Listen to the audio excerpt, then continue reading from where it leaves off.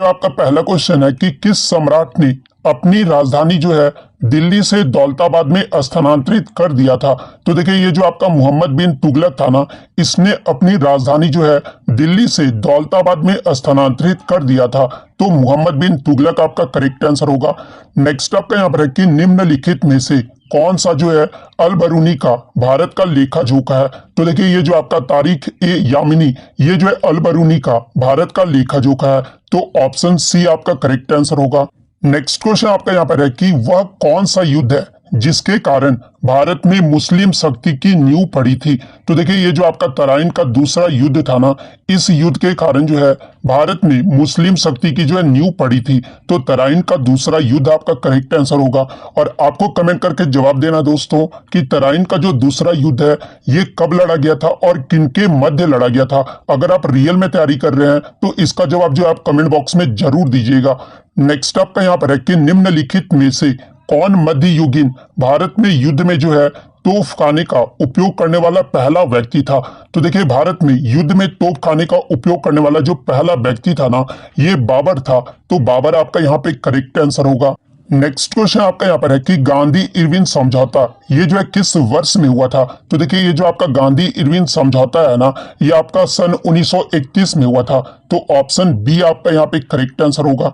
Next आपका यहाँ पर है कि हल्दीघाटी का युद्ध अकबर और किसके बीच लड़ा गया था। तो देखिए ये जो आपका हल्दीघाटी का युद्ध था ना, ये अकबर और महाराणा प्रताप के मध्य लड़ा गया था। तो महाराणा प्रताप आपका यहाँ पे करेक्ट आंसर होगा। एग्जाम में अगर पूछा जाए कि हल्दीघाटी का युद्ध ये जो है कब लड़ा गया था, तो ये आपका 1576 में लड़ा गया था। तो ये भी आपको ध्यान में रखना है। नेक्स्ट आपका यहाँ पर है कि बीरबल ये जो है किसके दरबार में सलाहकार था। तो देखिए ये जो आपका बीरबल था ना, ये अकबर के दरबार में सलाहकार था। तो ऑप्शन बी अकबर आपका करेक्ट आंसर होगा। नेक्स्ट आपका यहाँ पर है कि इलाहाबाद स्तंभ शिलालेख के लेखक कौन है। तो देखिए इलाहाबाद स्तंभ शिलालेख के जो लेखक है ना, ये हरीश सेन है। तो हरीश सेन ऑप्शन बी आपका करेक्ट आंसर होगा। नेक्स्ट आपका यहाँ पर है कि सूफी परंपराओं के संदर्भ में क्षमा शब्द का जो है क्या अर्थ होता है। तो देखिए सूफी परंपराओं के संदर्भ में क्षमा शब्द का जो अर्थ होता है ना, ये पवित्र गीतों का पाठ होता है। तो ऑप्शन ए आपका करेक्ट आंसर होगा। नेक्स्ट आपका यहाँ पर है कि उत्तराखंड की संस्कृति के संदर्भ में काफुली ये जो है किसका नाम है। तो देखिए उत्तराखंड की संस्कृति के संबंध में ये जो काफुली है ना, ये व्यंजन का नाम है। तो व्यंजन आपका यहाँ पे करेक्ट आंसर होगा। नेक्स्ट आपका यहाँ पर है कि निम्नलिखित क्रांतिकारियों में से कौन जो है मास्टर दा के नाम से प्रसिद्ध था। तो देखिए सूर्य सेन एक ऐसे क्रांतिकारी थे जिन्हें जो मास्टर दा के नाम से जाना जाता था। तो सूर्य सेन आपका यहाँ पे करेक्ट आंसर होगा। नेक्स्ट आपका यहाँ पर है कि हर 5 साल में आयोजित शेरों की जनगणना के अनुसार जून 2020 में जो है गुजरात के गिर वन क्षेत्र में एशियाई शेरों की संख्या जो है बढ़कर कितनी हो गई है। तो देखिए हर 5 साल में जो आयोजित किया जाता है शेरों की जनगणना के अकॉर्डिंग, जून 2020 में गुजरात के गिर वन क्षेत्रों में जो एशियाई शेरों की संख्या बढ़कर जो है ये आपका 674 हो गया है। तो 674 आपका यहाँ पे करेक्ट आंसर होगा।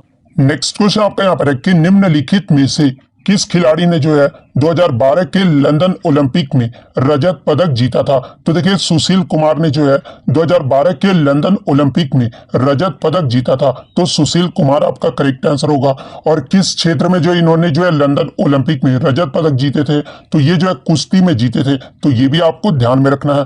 और ये भी आपको ध्यान में रखना है कि 2008 का जो बीजिंग ओलंपिक हुआ था ना, उसमें जो इन्होंने कांस्य पदक भी जीता था। तो ये फैक्ट भी आपको ध्यान में रखना है। नेक्स्ट आपका यहाँ पर है कि my journey transforming dreams in action नामक पुस्तक जो है ये किसकी आत्मकथा है। तो देखिए ये जो आपका my journey transforming dreams in action नामक जो पुस्तक है ना, ये एपीजे अब्दुल कलाम की आत्मकथा है। तो एपीजे अब्दुल कलाम आपका करेक्ट आंसर होगा। नेक्स्ट आपका यहाँ पर है कि भारत की निम्नलिखित में से जो है किस राज्य में बन्नी नाम की भैंस की नस्ल जो है ये मुख्य रूप से पाई जाती है। तो देखिए ये जो आपका बन्नी नाम की भैंस की जो नस्ल है ना, ये मुख्य रूप से गुजरात राज्य में पाया जाता है। तो गुजरात आपका करेक्ट आंसर होगा। नेक्स्ट आपका यहाँ पर है कि पारंपरिक रूप से 13 ताली नामक लोक नृत्य का जो संबंध है ये निम्नलिखित में से किस राज्य से है। तो देखिए 13 ताली नामक लोक नृत्य का जो संबंध है ना, ये आपका राजस्थान राज्य से है। तो राजस्थान आपका करेक्ट आंसर होगा। नेक्स्ट आपका यहाँ पर है कि निम्नलिखित में से कौन सी नदी जो है कर्नाटक में कुंचिकल जलप्रपात बनाती है। एग्जाम में यहाँ से एक प्रश्न और बनता है कि ये जो कुंचिकल जलप्रपात है ये भारत के किस राज्य में है, तो ये आपका कर्नाटक राज्य में है। और ये जो वाराही नदी है ना, ये कर्नाटक में कुंचिकल जलप्रपात बनाती है, तो वाराही नदी आपका करेक्ट आंसर होगा।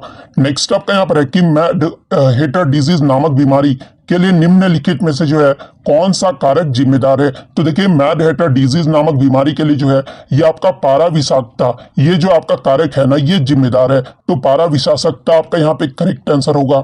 और मैं आपको ये भी बता दूं कि ये जो आपका मैड हेटर डिजीज है ना ये किस अंग को प्रभावित करता है, तो ये आपके मस्तिष्क और तंत्रिका तंत्र को जो है प्रभावित करता है, तो ये भी आपको ध्यान में रखना है।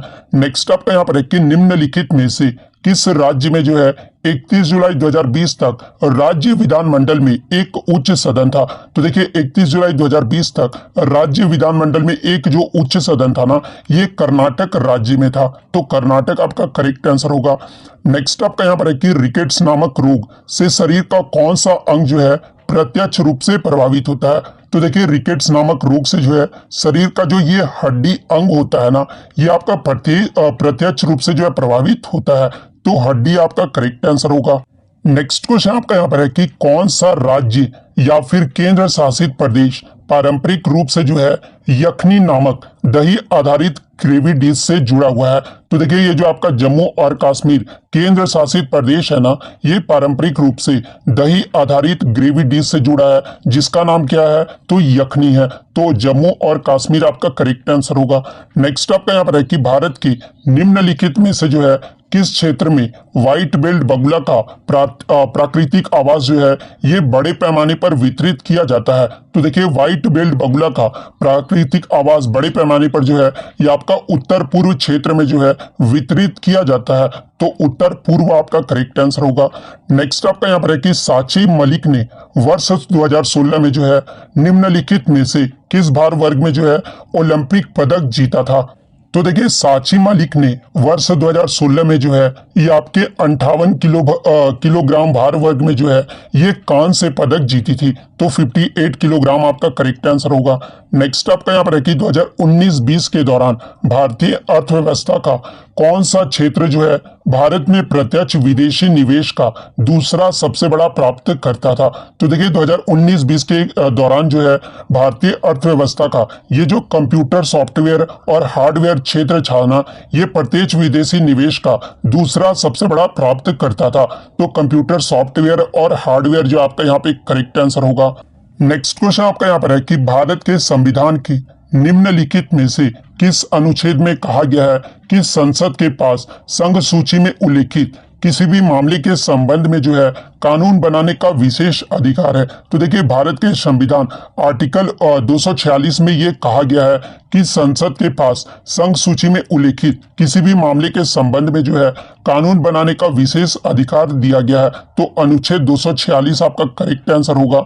नेक्स्ट क्वेश्चन आपका यहाँ पर है कि गुप्त प्रशासन के संदर्भ में विधि शब्द का उल्लेख जो है ये किससे है। तो देखिए गुप्त प्रशासन के संदर्भ में ये जो विधि शब्द का उल्लेख है ना ये आपका प्रशासनिक इकाई से है, तो प्रशासनिक इकाई आपका करेक्ट आंसर होगा। नेक्स्ट आपका यहाँ पर है कि विकल्पों में उल्लेखित इकाइयों में से जो है कौन सा अन्य की तुलना में जो है ये सबसे बड़ा दिया हुआ है, जहाँ पे ऑप्शन में आपका हेक्टो, डेका, टेरा और गीगा दिया हुआ है। तो देखिए सबसे पहले मैं आपको ये बता दूं कि आकार के आधार पर मेमोरी की विभिन्न इकाइयों के प्रकार किस प्रकार से होते हैं। तो देखिए सबसे पहले आपका सबसे छोटा जो होता है वो बाइट होता है, उसके बाद आपका किलोबाइट होता है, उसके बाद मेगाबाइट होता है, उसके बाद गीगाबाइट होता है, उसके बाद आपका टेराबाइट होता है, उसके बाद आपका पेटाबाइट होता है, उसके बाद एक्साबाइट होता है, उसके बाद जेटाबाइट, उसके बाद आपका योटाबाइट होता है। तो देखिए सबसे बड़ा जो बाइट होता है ना वो आपका योटाबाइट होता है, लेकिन ऑप्शन में आपका योटाबाइट नहीं दिया हुआ है, तो इसमें जो सबसे बड़ा उल्लेखित इकाई है ना ये आपका कौन सा है, तो ये आपका टेराबाइट है, तो ऑप्शन सी टेराबाइट आपका करेक्ट आंसर होगा। नेक्स्ट क्वेश्चन आपका यहाँ पर है कि निम्नलिखित में से किस खगोलीय पिंड में जो है चारोन नामक एक प्राकृतिक उपग्रह है। तो देखिए प्लूटो का एक प्राकृतिक उपग्रह है जिसका नाम क्या है, तो जिसका नाम चारून है। तो प्लूटो आपका यहाँ पे करेक्ट आंसर होगा।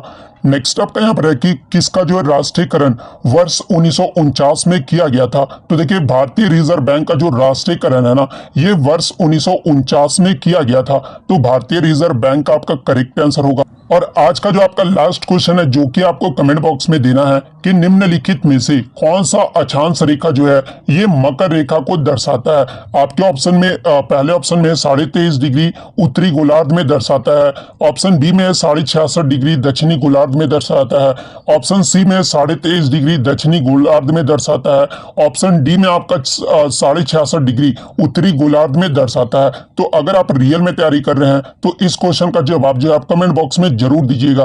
तो अगर वीडियो अच्छी लगी हो तो वीडियो को जो है लाइक जरूर कर दीजिएगा और इसी तरह का कंटेंट पाने के लिए जो है चैनल को सब्सक्राइब करना बिल्कुल भी मत भूलिएगा। और यदि आपको इसका पीडीएफ चाहिए तो मैं टेलीग्राम का जो लिंक है आपको डिस्क्रिप्शन में प्रोवाइड कर दूंगा, आप वहां से इजिली इसका पीडीएफ ले सकते हैं। तो मिलते हैं नेक्स्ट वीडियो में, तब तक थैंक यू।